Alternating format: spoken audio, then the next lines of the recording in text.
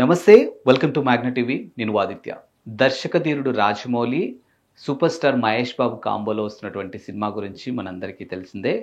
మరి ఈ cinema Durga arts పతాకంపై కేఎల్ నారాయణ 1200 నుంచి 1500 కోట్ల వరకు పెట్టి దీన్ని నిర్మిస్తున్నట్టు సంగతి మనందరికీ తెలిసిందే. అండ్ ఈ సినిమాలో ప్రియాంక చోప్రా హీరోయిన్ గా చేస్తున్నారు. అండ్ పృథ్వీరాజ్ సుకుమారన్ కూడా దీంట్లో ప్రధాన పాత్ర పోషిస్తూ ఉన్నారు. అండ్ త్రిబుల్ ఆర్ తర్వాత రాజమౌళి దర్శకత్వంలో వస్తున్నటువంటి ఈ సినిమా కాబట్టి ఈ సినిమాపై భారీ ఎక్స్పెక్టేషన్స్ ఉన్నాయి. అండ్ ఇంకోటి ఏంటంటే ఈ సినిమా 120 దేశాల్లో రిలీజ్ చేయబోతున్నట్టుగా తెలుస్తుంది. దానికి సంబంధించినటువంటి గ్లోబల్ డిస్ట్రిబ్యూషన్స్ ఏవైతే ఉన్నాయో దానికి సంబంధించినటువంటి ఏర్పాట్లు కూడా చేస్తున్నట్టుగా తెలుస్తుంది.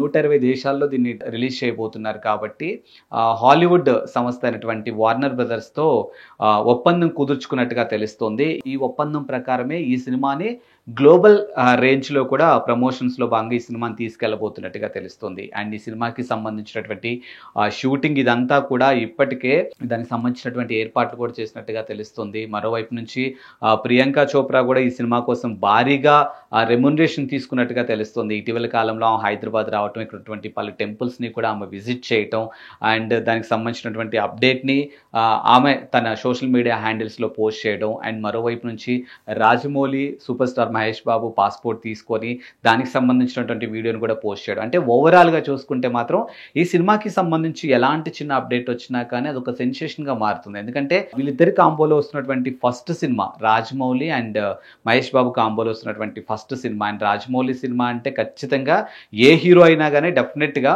ఒక 1-2-3 ఇయర్స్ మాత్రం ఖచ్చితంగా ఆయనకి డేట్స్ ఇవ్వాల్సి ఉంటుంది. కాబట్టి సో దానికి సంబంధించినటువంటి అప్డేట్ అంటే మహేష్ బాబుని ఒక 2-3 ఇయర్స్ వరకు లాక్ చేస్తున్నాను, ఎలాంటి వెకేషన్స్కి వెళ్ళడానికి వీల్లేదు, వేరే సినిమాలు చేయడానికి వీల్లేదు అన్నట్టుగా తన పాస్పోర్ట్ని తీసి తన దగ్గర పెట్టుకొని తన్నే ఒక బోన్లో బంధించినట్టు ఇలాంటి వీడియోలు కూడా చాలా వైరల్ అయ్యాయి. ఇప్పుడు తాజాగా ఈ సినిమా గ్లోబల్ లెవెల్లో దీనికి సంబంధించినటువంటి డిస్ట్రిబ్యూషన్ ఏదైతే ఉందో అది వార్నర్ బ్రదర్స్కి అప్పగించాడు అనే అంశాన్ని కూడా ఇప్పుడు బయటకు తీసుకొని రావడం జరిగింది.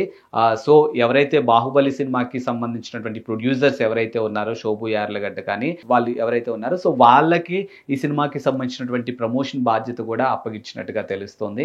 బట్ వీళ్ళిద్దరి కాంబోలో రాబోతున్నటువంటి ఆ సినిమా కోసం ఫ్యాన్స్ అంతా కూడా లిటరలీ వెయిటింగ్ అనే చెప్పొచ్చు.